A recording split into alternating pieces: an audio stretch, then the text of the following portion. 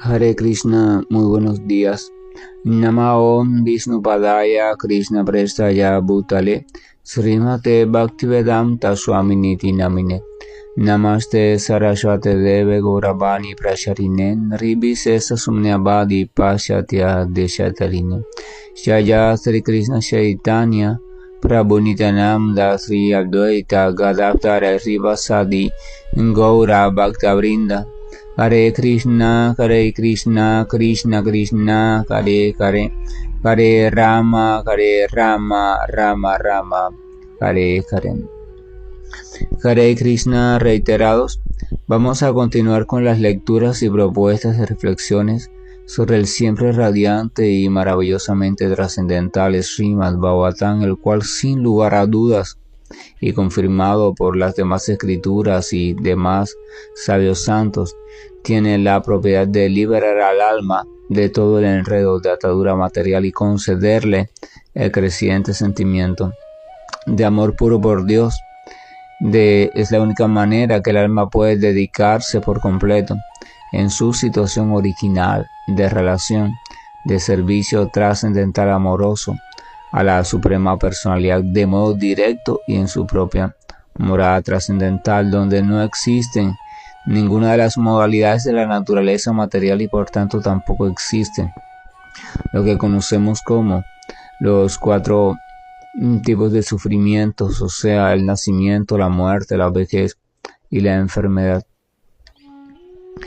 En el día de ayer habíamos concluido el capítulo número 6 del primer canto del Srimad Bhagavatam y lo habíamos concluido con la finalización de la narración por el propio Nara de su historia de vida de un modo general y compacto.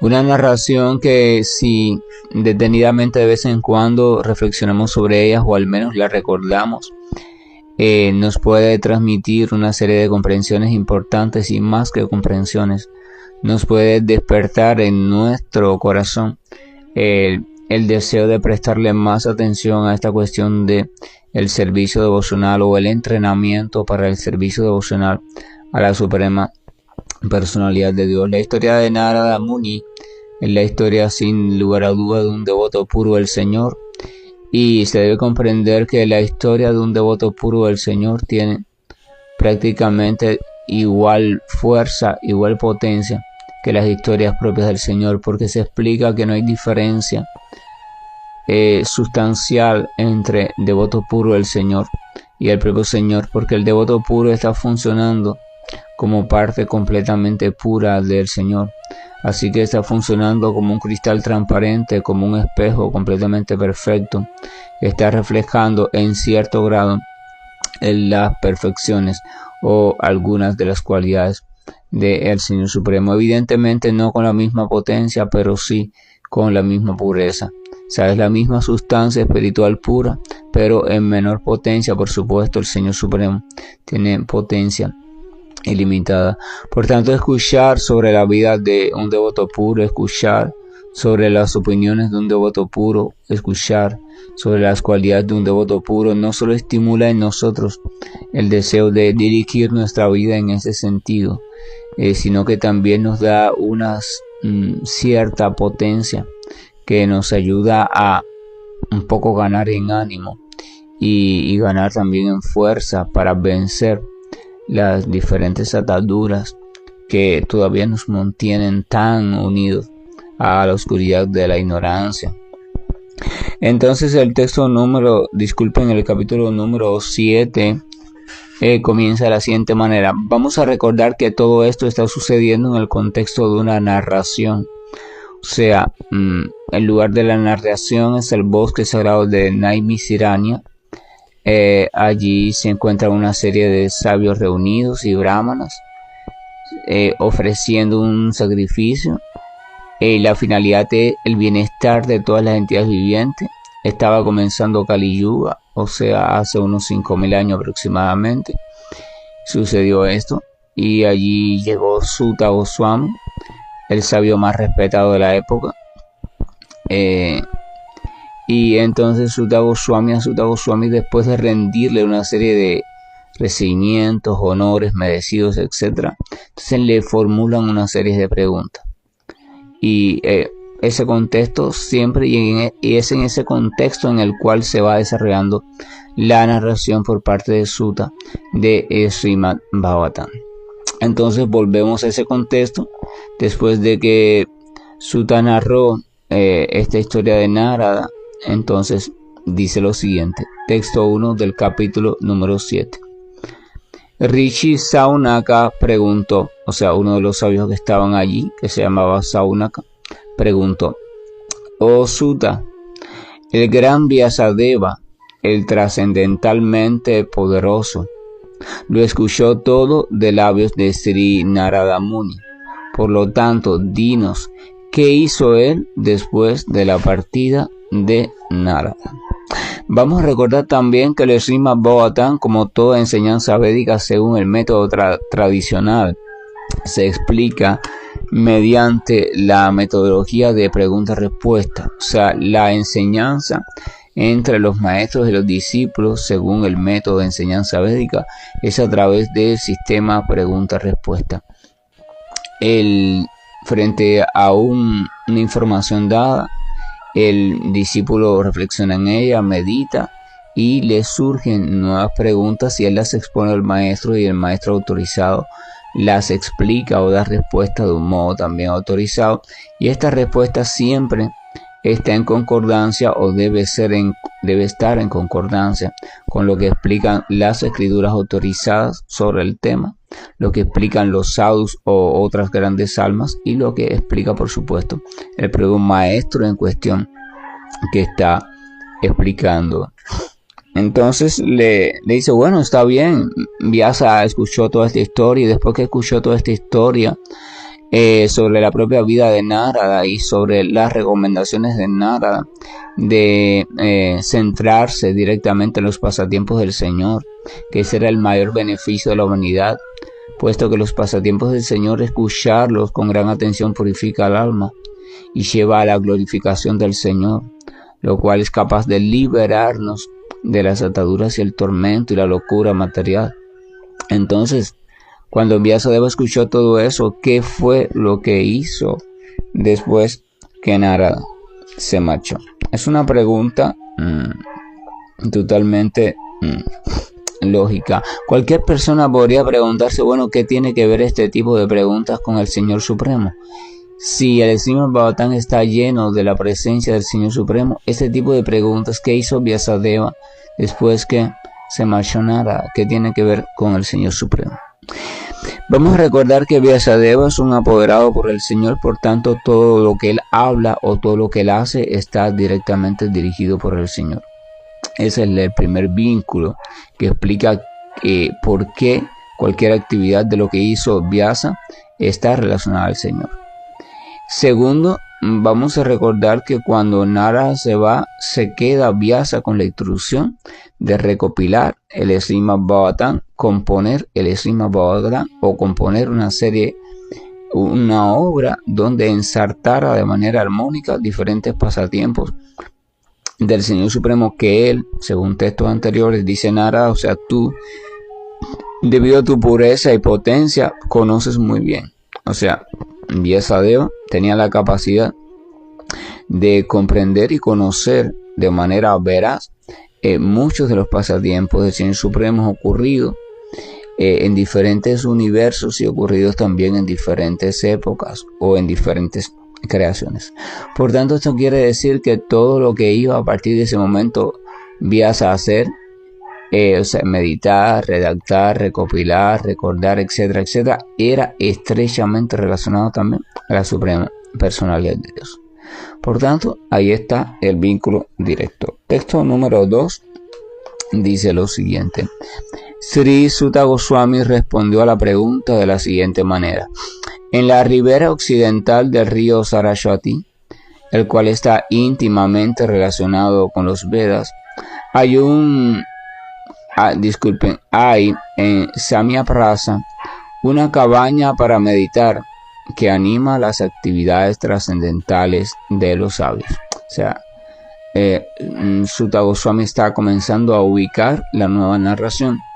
Dice que en las orillas occidentales del río Sarasvati, el cual está íntimamente relacionado con los Vedas, río Sarasvati es un río que tiene trascendencia también sagrada, y Sarasvati también es uno de los nombres de la potencia del conocimiento del Señor Supremo. Dice que hay en Samyaprasa un lugar específico donde todavía se le rinde tributo a Vyasadeva. Dice, hay en Samyaprasa una cabaña para meditar que anima las actividades trascendentales de los sabios. Texto 3. En ese lugar y en su propio ashram, el cual estaba circundado por árboles de baya, Srila Vyasadeva se sentó a meditar después de tocar agua para purificarse. O sea, Vyasadeva, después que Narada se va y él ya con su misión clara, la orden del maestro siempre es la misión clara del discípulo. El maestro le dijo, medita sobre las actividades del Señor, que tú puedes lograr percibirlas muy bien y comprenderlas muy bien debido a tu potencia y tu pureza. Medita sobre eso y escribe sobre eso, o sea, habla sobre eso. Entonces dice que en ese lugar, que ya tenía, ese lugar tiene una influencia sagrada, porque dice, texto 2 al final dice, anima las actividades trascendentales de los sabios. Los sabios antiguamente, todavía lo hacen, pero antiguamente más, solían ir a lugares sagrados y allí construir unas pequeñas ermitas con hojas de árboles, ramas secas, y allí dedicarse a la trascendencia o a la meditación sobre todo. Porque esos lugares, debido a su influencia, ejercen una cierta tendencia, o sea, instan a los sabios en una dirección, facilitan un poco el ejercicio de la búsqueda trascendental. Así como hay lugares que facilitan el ejercicio de que vengan a tu mente diferentes pensamientos de orden lujuriosos, materialistas, deseo de esto, deseo de aquello, porque cada lugar insta algo. Entonces los lugares sagrados están estratégicamente ubicados en sitios que por sus condiciones y por su situación geográfica, electromagnética, etcétera, etcétera, crean una disposición en el organismo y en la mente que permite calmar un poco todas las tendencias que son de orden materiales, y por tanto la entidad viviente comienza a entrar en un estado propicio para la meditación, así como también para tener pensamientos elevados como pensamientos de caridad, pensamientos de austeridad, compasión, etc. No obstante, vamos a recordar que también cuando nos quedamos simplemente en la localización del lugar sagrado como un lugar específico y pensamos, ¿no?, de ir allí y entonces nos enteramos a tales lugares sagrados, uno debe comprender que eso es una concepción todavía un poco rudimentaria, porque estamos identificando únicamente el lugar específico con la connotación de sagrado. Pero en la medida que la entidad viviente o el practicante va siendo un poco inteligente y va revelándose su comprensión real, entonces él va comprendiendo que más importante que el lugar en sí es escuchar a las personas que habitan allí. Por ejemplo, la literatura explica que es un tonto o pierde el tiempo aquel que va a un río sagrado a bañarse, por ejemplo el Ganga, el Sarasvati, el Padma, y simplemente se baña ahí, pero no se ocupa en escuchar o en rendir reverencia a las grandes almas que están a la orilla de ese río meditando en el Señor Supremo. Porque realmente esas grandes almas, las que realmente son auténticas, son más potentes que el propio río. Y entonces eso hay que comprenderlo. Así que más importante que el lugar en sí son las personas, grandes almas sinceras que puedan estar en ese lugar, y por tanto escucharlas o al menos estar cerca de ellas, comprendiendo la potencia que emana de ellas, es mucho más importante todavía para el avance espiritual. Pero más importante que todo eso también es comprender que un lugar simplemente es sagrado Lo que lo hace realmente sagrado no es su ubicación. La ubicación desde el punto de vista electromagnético da unas condiciones que te facilitan desde un punto de vista material acondicionar la maquinaria física mental en un estado determinado. Y eso es lo que hace que el alma se sienta, o la entidad viviente se sienta un poco más tranquila y pueda dedicarse a la búsqueda de la meditación. Fíjense, o sea, el lugar situado así geográficamente está situado en un lugar que influye sobre el cuerpo material y la mente material sutil, pero realmente no influye sobre el alma. Ahora, ¿qué pasa? La otra condición del lugar sagrado es visto desde el punto de vista espiritual.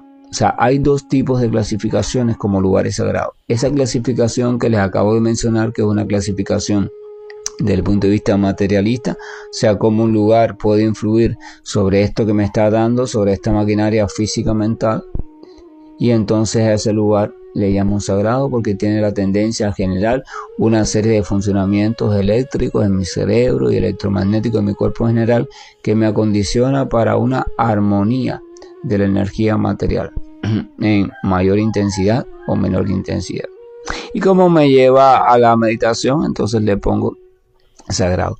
Pero está el lugar sagrado, que es sagrado no por la ubicación geográfica en sí, sino porque en ese lugar ha sido, ¿cómo se explica? Se ha quedado una potencia específica de tipo espiritual relacionada directamente con el Señor.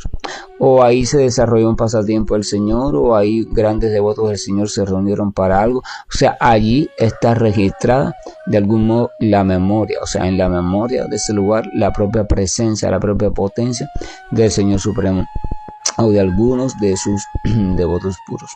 Entonces ese lugar se vuelve sagrado por la presencia aún espiritual.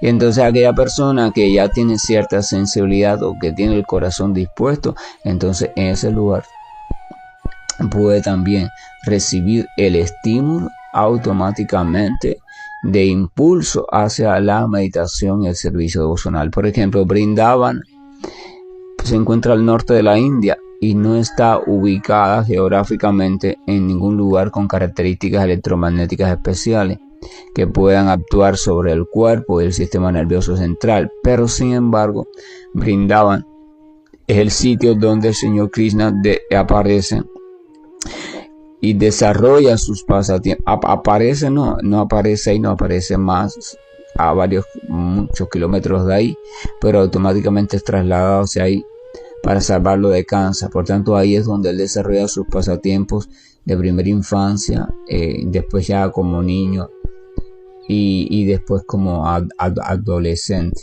O sea, los pasatiempos del Señor Krishna de esa etapa de la vida son desarrollados ahí. Por tanto, Vrindavan está saturado de la presencia del Señor Krishna. De hecho, se explica todavía, ¿no?, que los grandes videntes, los grandes santos Vaishnavas pueden ver todavía en Vrindavan la presencia del Señor Krishna jugando en los bosques y pueden sentirlo y por tanto y demás pueden participar de sus propios pasatiempos espirituales. Entonces Vrindavan es un lugar sagrado no por su ubicación geográfica, sino por su relación directa con el Señor. Porque el Señor nunca desciende de manera aislada. El Señor es como un gran actor y cuando Él aparece con todo lo necesario para el desempeño de su papel. El Señor no pide prestado escenografía. El Señor no pide prestado actores a otras compañías para hacer su obra. El Señor no pide prestado vestuario. El Señor cuando aparece, Él lo organiza todo desde su propia compañía de teatro, que es trascendental. O sea, Yoga Maya o la potencia interna o energía espiritual del Señor se encarga de todo, a la vez que esa potencia también conocida como Sankarsana, es una de las potencias primarias del Señor que se encarga de la manifestación espiritual en toda su variedad y se encarga también de la capacidad del conocimiento, se pone en función de eso. O sea, todo lo que se necesite para el desarrollo exitoso de la obra, en función de qué vestuario va a llevar el Señor, qué forma va a asumir los diferentes adornos, el tipo de lugar, el paisaje que va a tener, los ornamentos, todo, todo lo que se pueda ver en esa manifestación donde el Señor esté desarrollando sus pasatiempos es suministrado por la energía espiritual. El Señor nunca desarrolla sus pasatiempos dependiendo de la energía material. O sea, absolutamente nada de lo que entra en contacto con el Señor es de orden material. Eso solamente uno lo puede entender o aprender o memorizar de modo mecánico y teórico, pero solamente lo pueden ver o comprender de manera profunda aquellos que han purificado completamente su corazón y se han entregado al servicio devocional puro, o sea, los grandes acharyas o grandes almas que están relacionadas de manera personal con la propia y suprema personalidad de Dios. Pero mientras tanto, nosotros que no accedemos a ese nivel podemos comprenderlo por fe, y gracias a esa comprensión absoluta es que el canto de los santos nombres entonces va a cobrar una potencia en nosotros de un nivel mayor a la que acostumbradamente se realiza. Entonces dice que estaba diciendo eso, disculpen, a veces me voy de los temas. Estaba diciendo eso porque entonces allí, donde quiera que en verdad exista la presencia de un devoto puro del Señor y éste glorifique de manera sincera, con potencia espiritual el Señor, entonces allí también va a estar presente el Señor. Porque el devoto nunca está separado de su Señor, ni el Señor deja nunca solo a su devoto. Entonces allí donde hay un devoto puro o más de un devoto puro reunidos en un momento determinado o realizando un pasatiempo determinado, allí se debe comprender también que es un lugar sagrado. Entonces esos lugares a veces que parecen lugares comunes o sitios comunes, o la simple presencia de ese devoto puede hacer que las personas que ya tengan el corazón con ciertas cualidades dispuestas, cuando lleguen a ese lugar o crucen ese lugar sin saber que es un lugar cargado espiritualmente, o sin saber ni siquiera que esa persona tiene esa potencia, van a sentir la inclinación inmediata, así automática, de modo natural, de pensar en el Señor, glorificar al Señor y sentir un estado diferente al que siente en cualquier otro lugar.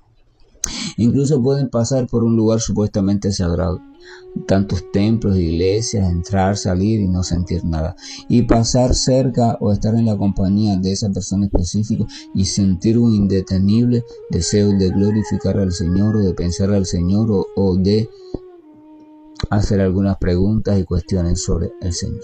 Esa es la potencia real, y eso no se puede fingir. Nadie puede fingir que tiene esa potencia. Esa potencia simplemente está irradiando de manera automática, de manera independiente. Entonces se puede comprobar de esa manera cuando alguien es un devoto puro y cuando alguien no es un devoto puro. Entonces el devoto puro, se debe comprender, es el lugar sagrado por excelencia.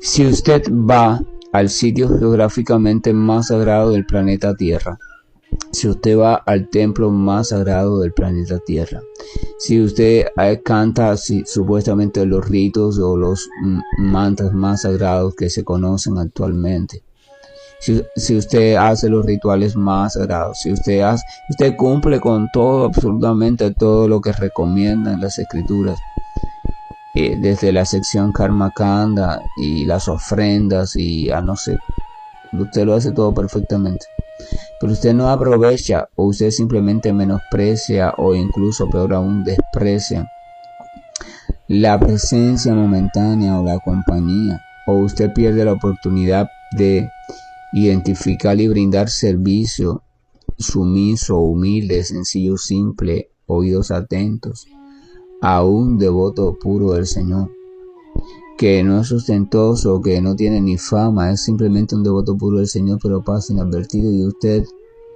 pierde esa oportunidad de servirle. Entonces usted debe saber que usted ha sido un gran tonto, ignorante, y que todo lo demás que usted está haciendo es en vano. El desprecio o el no aprovechamiento de la presencia de un devoto puro del Señor porque usted lo ve de otra manera o por lo que sea, por sus cuestiones mentales, tiene tantos conceptos usted en su mente que dice, no, ¿para qué servir a esta persona si yo solamente sirvo? Entonces usted debe saber que todo vestigio de avance espiritual que pueda haber en usted, si es que hay alguno, se derrumba, se pierde por completo. Sin embargo, si usted aprovecha esa oportunidad y usted comprende la maravillosa oportunidad que está teniendo al poder servir a un devoto puro del Señor, usted debe saber que aunque usted no cumpla con nada más, usted ya lo está cumpliendo con todo. Porque en el devoto puro del Señor, se encuentra la síntesis de todo lo demás. Todos los demás no son más que medios materiales, pero servir al devoto puro del Señor es la meta perfecta del servicio devocional, porque a través del devoto puro del Señor es que se llega a servir directamente al Señor. Entonces el Vaishnava y también la persona que logra tener este tipo de comprensión, el concepto del lugar sagrado cambia para él. Ya no sigue admirando los lugares específicos que están allí inamovibles, pero él ahora tiene una nueva comprensión. Sabe también que el lugar sagrado es aquel lugar donde la presencia del Señor está manifiesta de manera pura. Y ese lugar, además de los lugares específicos físicamente y eso, es también su devoto puro. En su devoto puro está el Señor, también de manera pura. Él no es el Señor, pero allí está el Señor. Texto 3 dice, en ese lugar y en su propio ashram, el cual estaba circundado por árboles de baya, Srila Vyasadeva se sentó a meditar después de tocar agua para purificarse. Método védico, ¿no? Explica, ¿no? Una serie de rituales y siempre el agua está presente. Primero se purifica mediante el agua. Primero al agua ese se le dota de una serie de mantras védicos. No es el mantra en específico, no es el sonido en específico el que purifica el agua o la vuelve o la llena de potencia espiritual. Primero que nada es la condición del practicante, que ya está completamente puro, está cargado de potencia espiritual, tiene capacidad de centrar su mente únicamente en lo que va a hacer. Y entonces ya los mantras específicos cobran fuerza. Hay personas que piensan, no, yo me encontré en un libro tales mantras que son para purificar el agua o cargarla de potencia espiritual. Entonces ya yo cogí una vasija, me senté al lado del agua, dije los mantras y el agua se purificó o se santificó, se cargó de potencia espiritual como lo hacían los antiguos brahmanas védicos. Eso es una tontería, y ese tipo de tonterías ha hecho que la humanidad actualmente se vuelva fanática y se vuelva ciega y sea manipulada por pensamientos estúpidos que lo único que hacen es confundirlos. No se trata de eso, eso se llama facilismo y la espiritualidad nunca faciliza. Eso es una comprensión material absurda de la potencia de los antiguos brahmanas. La cuestión védica de los mantras no es una cuestión de repetir el sonido, ni siquiera de repetir el sonido bien pronunciado. Es una cuestión primero de una condición del que repite el sonido. O sea, el practicante, la persona, debe estar completamente purificada y debe estar situada adecuadamente en el plano de conciencia perfecto, para que entonces ese sonido pueda ser la manifestación real de una potencia trascendental. La persona es el vehículo, pero si ese vehículo no está situado perfectamente allí, en el margen, o sea, entre el plano trascendental y el plano del sonido, entonces ese sonido no va a ser más que una vibración sonora material sin ninguna potencia, y si acaso tiene potencia, va a ser la potencia conferida por la mente que se está creyendo que le está dando potencia, o sea, una potencia únicamente mental, pero no tiene potencia espiritual. Pero el ser humano quiere así fácilmente, mire, encontré por fin este mantra, era el que decían para eso, entonces empiezan a practicar ese mantra, pero entonces son objetos simplemente de influencias negativas, influencias oscuras que están muy ahí atentas en Kali Yuga. a ver quién es el que está rozando con ese tipo de prácticas desde la ignorancia, para entonces ellos poder entrar en su mente y ser ellos los que estén ejecutando la práctica. Influencias sutiles que lo que hacen es conducirnos por caminos de oscuridad y no por caminos hacia la luz. Entonces hay que tener mucho cuidado con ese tipo de asunto. El primer paso, el único paso que debe hacer la criatura no es querer hacer ninguno de esos rituales, ninguno de esos mantras, ninguno de obtener nada. El único paso que debe hacer la criatura y comprender y al cual debe dedicar su vida es a la purificación. O sea, lo único que tiene que hacer la criatura es dedicarse seriamente a la transformación de su existencia, o sea, a la purificación de su corazón y de su mente. Y el método purificatorio por excelencia es el servicio devocional, bajo una buena guía, bajo una buena instrucción. Y dentro de ese servicio devocional empieza por el escuchar y empieza por el cantar o el repetir. Y ese escuchar y ese cantar y repetir está perfectamente establecido en la literatura autorizada. Escuchar sobre el Señor Supremo, incluyendo sus santos nombres. Cuando usted escucha los santos nombres del Señor cantados de manera apropiada, usted se va purificando. Y cuando usted canta, repite, medita, glorifica los santos nombres del Señor. En este caso Krishna, el nombre de Krishna, el nombre de Hari, el nombre de Rama. Y el simple de Krishna.